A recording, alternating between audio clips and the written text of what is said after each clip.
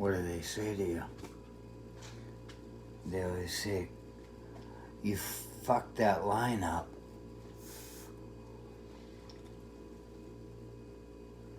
You said 1994, Miller versus California, what I call the Miller Act. And it's only because I had my glasses on. I read it wrong. 1974, you've heard me say it enough. 74, the Miller Act. 1974.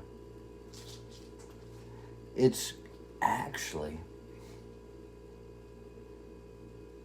it had the option, the opportunity to become part of a big thing, freedom of speech and all that stuff. It had an option of becoming a great part of that Constitution everybody talks about.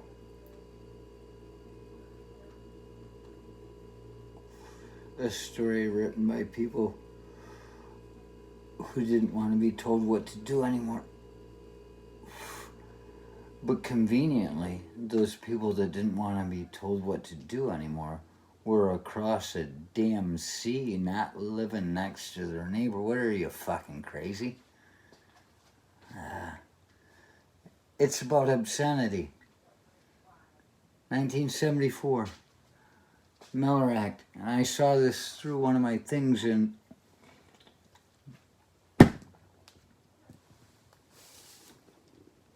and my eyes weren't right, but I'm going to read it.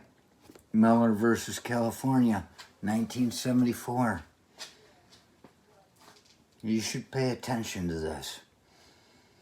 It is hold that material is obscene if one, an average person applying contemporary community standards, you notice, that's one of my things. I'm big into contemporary community standards. I mean, that's the track to evolution of a mind and a thought and a way of getting along versus being held down by the muck that was poured into the foundation. It just won't let you go, you know? Contemporary community standards. An average person applying contemporary community standards finds that the work taken as a whole appeals to the prurient interest. That's very interesting to me too. I could give you the definition to prurient. I could take out, it's sitting on top of my dictionary, 3 layers down. I got another one around here somewhere.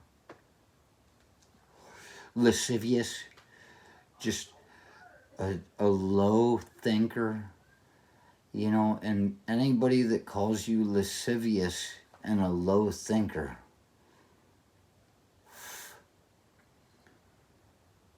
well, they say they can't see the light behind your eyes. It's because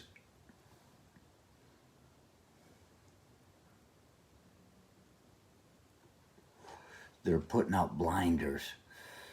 Nobody wants to see anybody else. We talk about the average. Nobody sees us. And you see, that's what it is. There have become too many of us. There was a time when somebody cared about who was sitting next door. They held them as a person.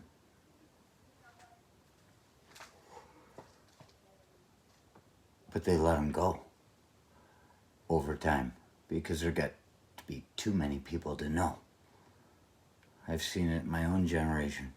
I didn't even know the cousins that come to me and say, oh, Judas, you're my cousin. I say, I have no idea who you are. It's gotten to be too much. So we can pick up a dictionary and tell you what prurient and lascivious and all this stuff is.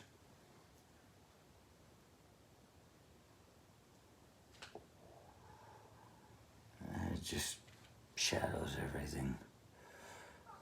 2, the work depicts in a patently offensive way sexual conduct specifically defined by applicable state law. What's the law? You're having an argument about it now. You're making a law. You're creating a precedent. And now that you've created a precedent, your name's on it, and everybody will always regard you forever in the same way that they never have to think about what they're doing again. They never have to take every new trial into consideration because there's a precedent.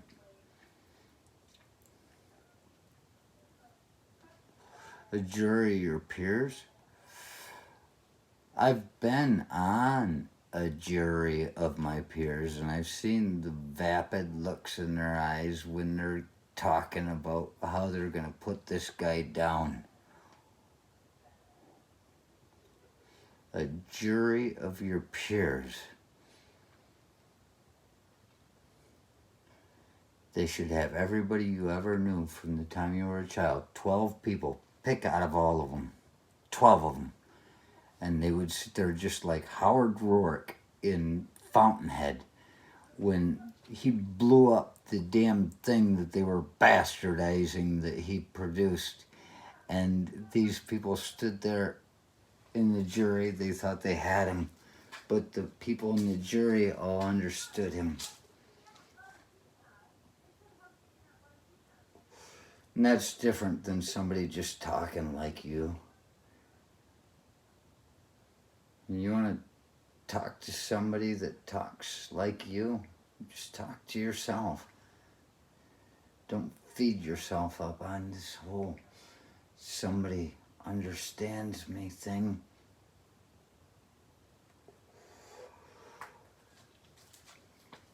About time you start understanding yourself.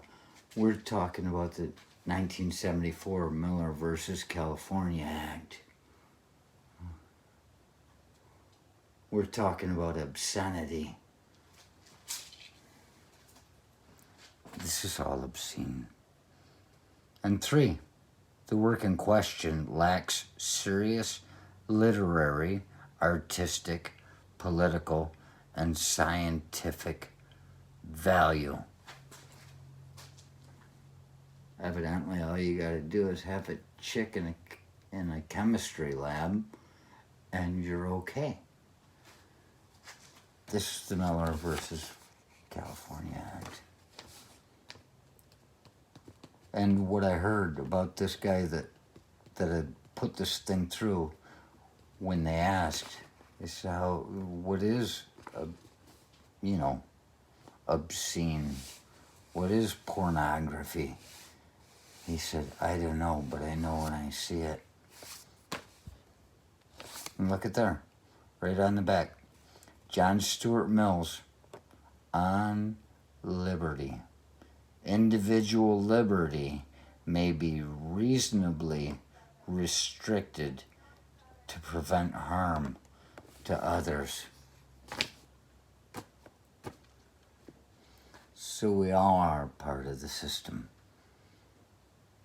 You just stay in line. You're going to be all right. But remember, you don't just listen to some knuckle fucker. That poor guy. You don't listen to him. He's never even known what it is. He can't even do the YMCA.